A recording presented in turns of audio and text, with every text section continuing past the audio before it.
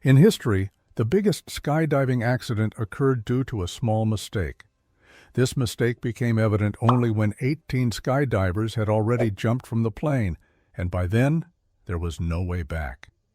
Once they had leaped, all of the 18 experienced skydivers' excitement quickly turned into fear. Unfortunately, despite their years of experience, it could not save them here.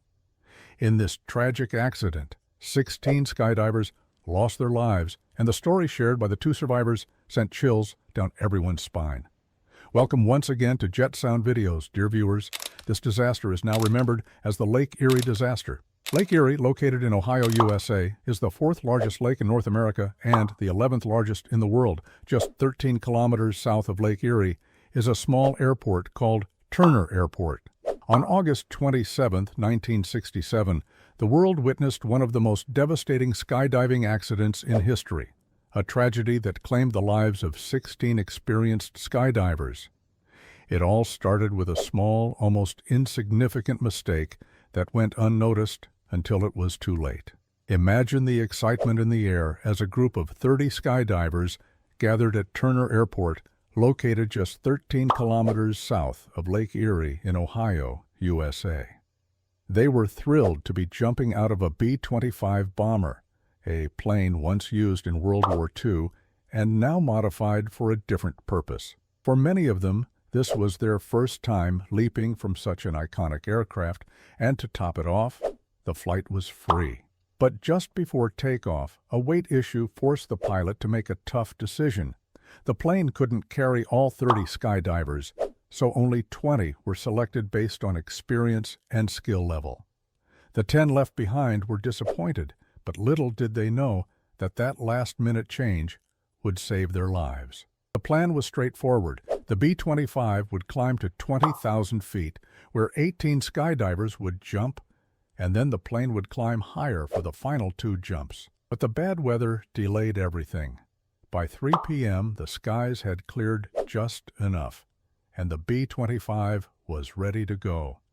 The skydivers were eager, not just because of the unique opportunity to jump from a bomber, but also because they were finally getting to make their jump after hours of waiting.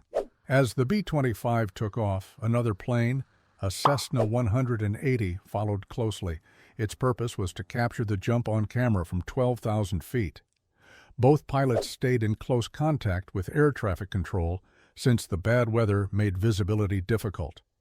After spiraling upwards for an hour, the B-25 finally reached its target altitude of 20,000 feet. The pilot checked in with the control tower, asking for their exact location.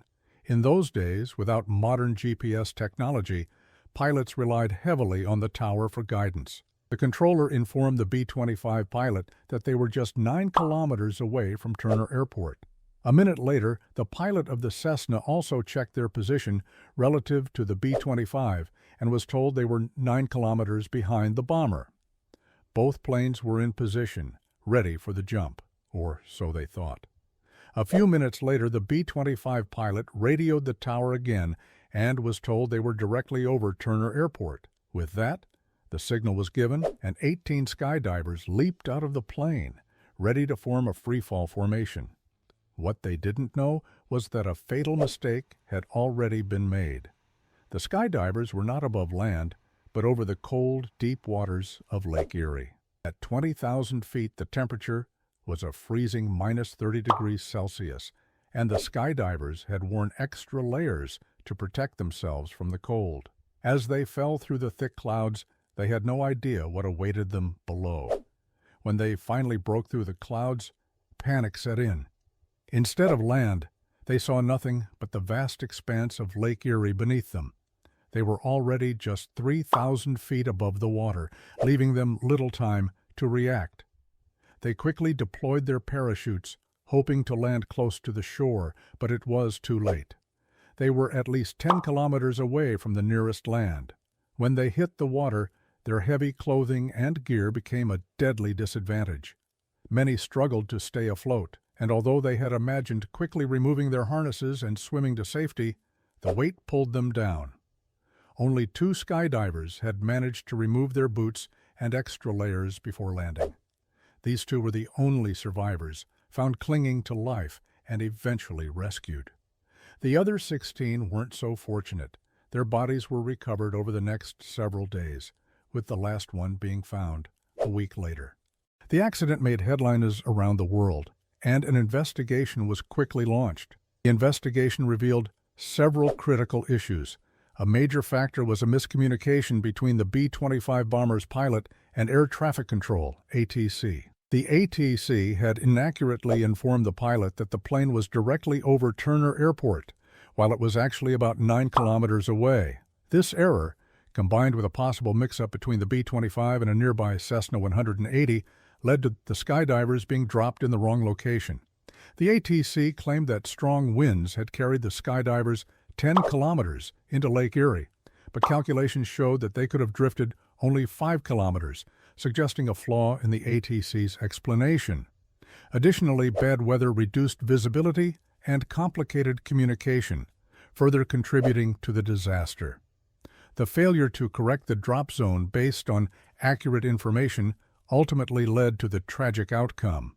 In the end, this small miscommunication cost 16 people their lives. The Lake Erie disaster remains a chilling reminder of how a single mistake can lead to unimaginable tragedy. The two survivors' story and the investigation findings continue to haunt those who remember that day. It's a lesson in the importance of precise communication and the need for improved safety protocols, especially in high-risk activities like skydiving.